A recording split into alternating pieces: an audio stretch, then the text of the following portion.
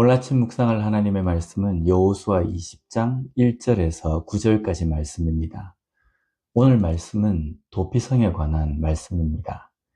도피성은 부지 중에 실수로 사람을 죽인 자가 피해 보복자를 피할 수 있는 곳입니다.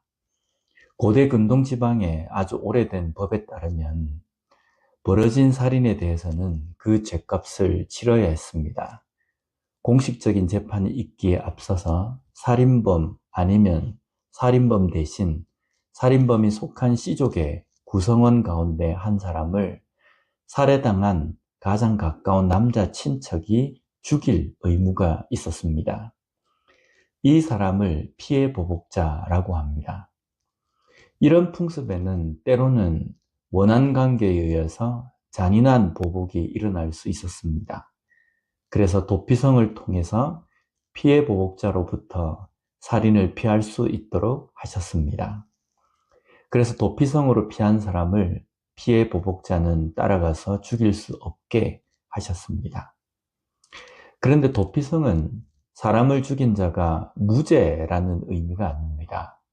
원한 관계로 죽였건 부지 중에 사람을 죽였건 사람을 죽인 것, 그것은 살인죄에 해당합니다.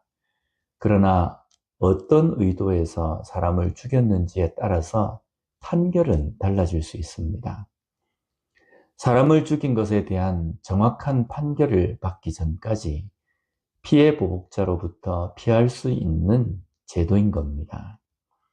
그래서 살인자가 원한 관계, 계획적인 살인을 했다면 마땅히 그 죄에 대해서 판결을 받게 됩니다. 그리고 부지 중에 살인을 했다면 그에 해당하는 판결로 처벌을 받는 겁니다. 우리가 죄라고 한다면 모든 죄는 우선적으로 하나님께 지은 죄입니다. 그래서 우리는 죄를 하나님께 회개합니다. 그런데 그 죄 중에 다른 사람에 대해서도 범한 죄인 경우가 있습니다. 이때 하나님께 회개했기 때문에 나는 죄가 없다라고 말해서는 안 됩니다. 아주 오래전에 밀양이라는 영화에서 이런 장면이 나왔습니다. 한 아이를 납치해서 죽이고 유기한 살인자와 피해자 엄마와의 대화 속에서 살인자가 나는 감옥에서 하나님께 이미 회개를 해서 용서를 받았다라고 말합니다. 이때 피해자의 엄마는 내가 용서를 하지 않았는데 누가 용서를 했단 말이냐 라고 울부짖는 장면이 나옵니다. 회개를 했기 때문에 하나님께서 용서해 주셨기 때문에 일이 해결된 것이 아닙니다. 사람에 대해서 잘못한 것에 대해서는 그 사람에게도 용서를 구해야 합니다. 이것이 진정한 회개이며 진정한 용서받음입니다. 사람에게 용서를 구한다는 것은 마땅한 처벌을 받아야 한다는 것입니다. 마태복음 5장 23절, 24절 말씀에 보면 그러므로 예물을 제단에 드리려다가 거기서 내 형제에게 원망 들을 만한 일이 있는 것이 생각나거든 예물을 제단 앞에 두고 먼저 가서 형제와 화목하고 그 후에 와서 예물을 드리라. 우리가 회개라는 것에 대해서 정확한 개념을 가지고 있어야 합니다.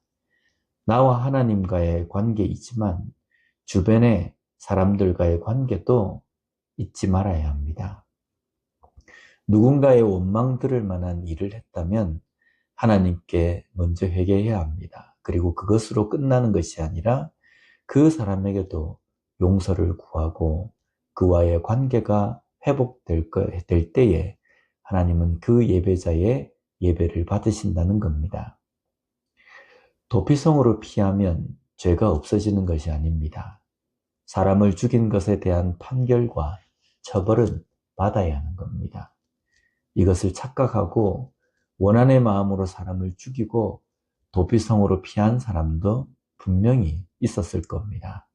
그러나 그런 사람이 용서를 받거나 무죄가 되는 것이 아니었습니다. 혹시 누군가의 원망을 들을 만한 것이 있습니까? 다른 사람에 대해서 잘못한 것이 있습니까? 먼저 그 사람에 대해서 용서를 구해야 합니다. 그런 후 온전한 예배자로 하나님께 온전한 예배를 드릴 수 있습니다. 반대로 누군가가 나에게 잘못한 것이 있습니까? 그래서 그 사람을 마음속으로 용서가 되지 않습니까? 용서해야 합니다. 내가 용서 못한 마음으로 하나님 앞에 온전한 예배자로 설 수 없기 때문입니다. 무조건 도피성으로 피하자라는 것이 아니라 도피성의 의미를 바로 깨닫고 어떤 것이 진정한 회개인지 그리고 용서인지를 알고 진정한 회개와 진정한 용서를 통해서 온전한 예배자의 삶을 사는 우리 모두가 되었으면 좋겠습니다. 기도하겠습니다. 하나님 아버지 감사합니다. 오늘 말씀을 통해서 도피성에 담겨 있는 하나님의 뜻이 무엇인지를 깨닫게 해주시니 감사합니다.